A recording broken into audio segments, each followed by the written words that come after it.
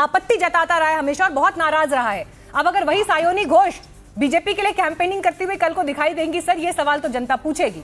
जनता पूछेगी तो जनता से हम ये कहना चाहेंगे, उन्हें भारतीय जनता पार्टी में हमारे जो अध्यक्ष हैं समीक भट्टाचार्य ने कई बार कैटेगोरिकली कहा है कि भारतीय जनता पार्टी की मुख्य धारा में वो नहीं आ रहे हैं। अब एक अलग ब्लॉक बना करके अगर वो समर्थन देंगे तो केंद्रीय नेतृत्व उस पर फैसला लेगा, लेकिन उसके टूटन का कारण भारतीय जनता पार्टी नहीं है, बंगाल की महान जनता ने ऐसा छोड़ दिया है। ठीक है रिजू दत्ता, किसके पास है असली टीएमसी? अभी असली नकली अच्छा बुरा टीएमसी कहाँ है ये सवाल पहले खड़ा होता है, क्योंकि टीएमसी कौन है ये सवाल पहले खड़ा होता है। मैं ये मानता हूं कि जब तक दीदी है, ममता दीदी है, तब तक टीएमसी है, बट बाकी ममता दीदी के 29 लोकसभा विधायक में 20 उनसे खिलाफ चले गए, 60-80 विधायक में 64 विधायक और नंबर बढ़ रहे हैं उनके खिलाफ चले गए हैं। उनके जो एकदम राइट हैंड है, जो उनके सबसे लॉयलिस्ट माने जाते कल्याण बनर्जी, वो आज सवाल खड़े कर रहे हैं। तो टीएमसी कहां पर है और कौन टीएमसी है, सवाल तो इस पे आ जाता है।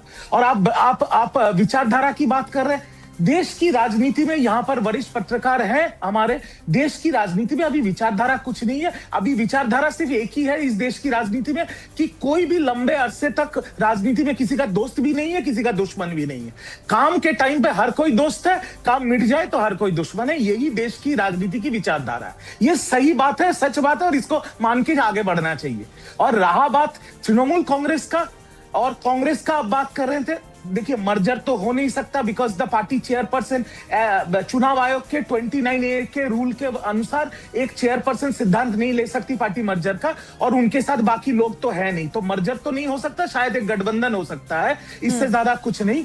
पर अभी मैं एक चीज एकदम साफ हो गया है कि वो पार्टी के लीडर हो, पार्टी के सांसद हो, पार्टी के विधायक हो या पार्टी के किसी भी स्तर के नेता हो, इनको ममता जी के खिलाफ कोई बयानबाजी नहीं है। ममता जी को हर कोई सम्मान करता है, उनकी राजनीतिक काबिलियत पे हर किसी को भरोसा है।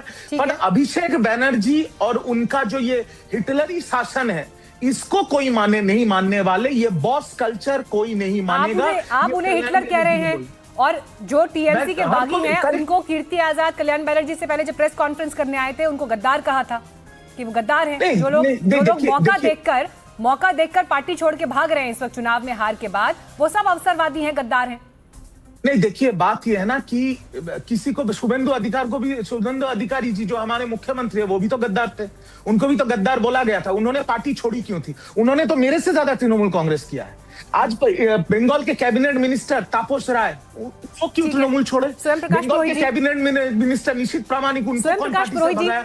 आपके लिए शताब्दी रॉय कह रही हैं कि मैं दीदी को मिस करूंगी, मेरा नैतिक रूप से मुझे मालूम है कि मैं गलत कर रही हूं, लेकिन मेरे पास यही रास्ता बचा है।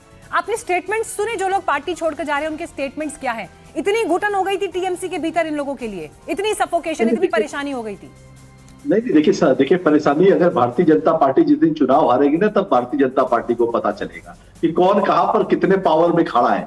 देखिए आज का जो आपका मुद्दा है, सबसे पहले कल्याण बनर्जी का जो मुद्दा है, कल्याण बनर्जी जो एक केस में अपीयर कर रहे हैं, उस केस के अंदर में अगर एक वकील को और एड ऑन किया गया, उससे कल्याण बनर्जी को इतना गुस्सा आ गया कि वो और उनके लड़के दोनों मिलकर के ऐसी बात बोल रहे हैं कि अभिषेक बनर्जी का एरोगेंसी है इसके अंदर में, डेटा चुलबे ना। तो अच्छी बात है, उनका व्यक्तिगत मैटर है, आपसे सॉल्व नहीं हुआ, हमने एक वकील और एड ऑन किया और कोर्ट में आके उनको बाकायदा उनको प्रोटेक्शन मिला है 3 हफ्ते का। सुन लीजिए, कोर्ट के अंदर अगर हमारी लड़ाई है, इस पे पार्टी का कहां लेना देना है? ये तो अभिषेक बनर्जी पर चार्जेस, सारी लड़ाई अंडे पत्थर जान से मारने की साजिश अभिषेक बनर्जी को की जा रही है। और रिजू दत्ता के बारे में ये बोलूंगा, रिजू दत्ता में दम है तो अलग पार्टी बनाए, क्यों बैठ करके टीएमसी का बागी नेता बन के बैठा है? क्यों टीएमसी का बागी नेता का टैगोर लगा के घूम रहा है? जवाब सुन लीजिए रिजू दत्ता, बोलिए, समय कम है। 15 सेकंड में जवाब दीजिए। चिल्ली मैं नहीं कर सकता, मैं आपको जवाब दे रहा हूं। देखिए ठीक है, 15 सेकंड में जवाब दीजिए।